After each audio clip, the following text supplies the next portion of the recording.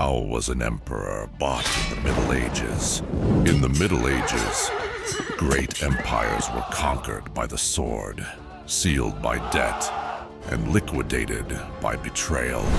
Jakob Fugger, living a life exactly like this, was the richest man in Europe when a dagger emerged from a mysterious cryptex sent by an old knight, a dagger that was essentially an announcement to Jakob that he was living in a golden cage. Jakob now understood why the dagger had been sent to him, and he had a choice to make. He now had a new mission. Reading the name Marcus Junius Brutus on the hilt, he felt as if he were hearing that famous question from thousands of years ago. You too, Brutus. Today, we are deciphering what this phrase, more valuable than gold, actually means. Today, we will not talk about how a banker bought an emperor, but about how an emperor who rebelled against the banking system was liquidated. And we decipher the truth of the financial execution behind the democratic tales told about why Julius Caesar was murdered.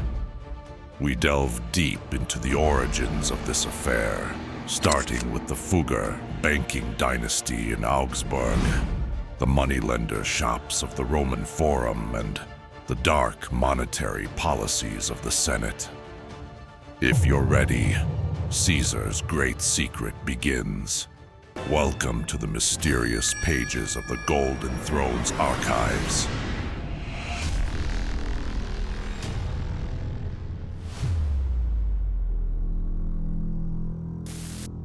Jakob Fugger, sitting by his fireplace in his final years, was about to make a very important decision. The lines of that secret letter he had received a week earlier echoed in his mind. My dear brother Jakob, the reason you have no children is not divine fate. You are being poisoned every week by your own servants to be sterilized. To the Council of Shadows, capital could not belong to biological lineages. Capital belonged only to the system. Jakob was now certain that the masters he had served with ruthless loyalty had stolen his future and his unborn children. Jakob now understood that this dagger was a symbol of rebellion used by those who wanted to overthrow the system. The message of the secret letter was clear. For every Caesar who leaves the system, there is a Brutus. Jakob had made his decision. He would no longer be the Caesar. He would be the Brutus. 40 ships full of gold chests were sent out for the Council of Shadows, but with one difference. The chests contained only worthless copper ingots. The real fortune was on another 50 ships, following the route on his secret map. This was the massive insurrection fund stolen from the council. Jakob looked at the dagger of Brutus and sighed. May God forgive us all. 1st century BC Rome hid the most ruthless financial system in history behind marble statues and majestic victory banners. Roman religion was built on ritual and paganism. But the real calculations were made in the Argentarii stalls next to the Forum, over interest ledgers. Rome's noble, equestrian class were the ancestors of today's global bankers. They indebted the lower classes, foreclosed on farmers' lands, and used the Roman Senate as a creditor's council. The people thought they were free. Yet, every Roman citizen was an authorized slave, sealed into the thick debt ledgers of the Argentarii. The highest religious office, Pontifex Maximus, provided not only spiritual leadership, but also control over property. When Caesar won this title in 63 BC, he had passed the most critical stage on his path to his true goal. Julius Caesar knew how the system worked from the inside. In his youth, he himself was buried under massive debts. But instead of remaining a debtor, he resolved to master the debt system and then destroy it. For this, he needed the greatest power of all, the love of the people. To win the masses, he declared, Panem et Circenses, bread and circuses. In reality, this was a form of social anesthesia designed to feed the people and make them forget their misery. But Caesar's true revolution would be to pull the hands of the usurers away from the people's gold and lift the mortgages on their lands. Caesar built power by rallying Rome's oppressed classes against the conservative Senate. For him, religion and tradition were merely tools to win hearts. Claiming his lineage descended from the goddess Venus was not just an ego trip. It was a strategy to ground his authority in a divine foundation beyond the written laws of the Senate. When Roman soldiers crossed the Rubicon River in 49 BC with a new victory, this would mark the beginning of a financial blow for Caesar.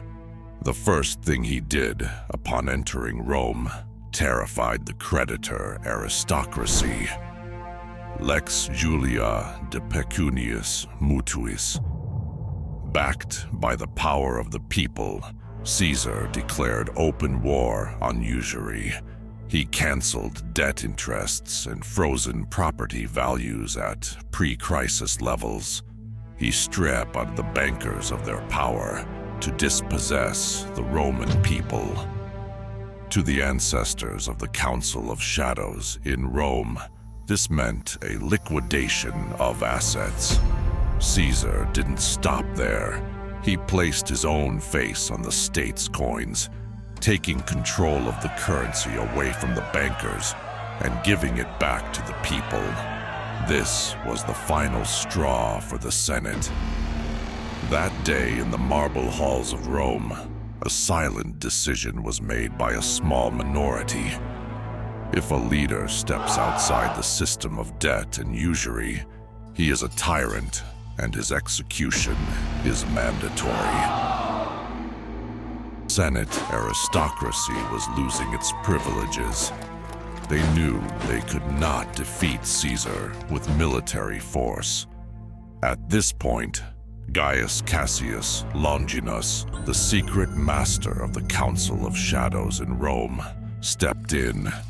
Cassius suggested using Caesar's desire to be a god king to turn him into a monster in the eyes of the people. A sinister plan was hatched to label him a dictator and liquidate him under the mask of protecting the Republic. But why did Caesar, with his massive network of spies, fail to see this great conspiracy? Because Caesar's spies could track the streets, the usurers, and the soldiers. But they lacked the class status to infiltrate the secret assemblies of the aristocracy. Caesar thought he had destroyed the debt system. But the system had prepared a much sweeter trap for him. Why did Caesar not listen to Brutus when he warned him? And why did he insist on confronting the Senate? How did a leader who was a hero to the people become a tyrant marked for death by his inner circle in just a few years?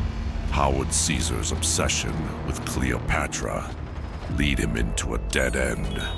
In the next episode, we will declassify how Rome's rigid discipline was imprisoned within Cleopatra's golden cage.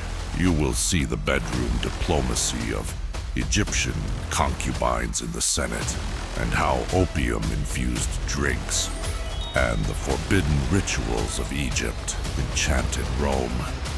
Caesar The golden cage. Follow the shadows. Because the system is much older and much deeper than you think.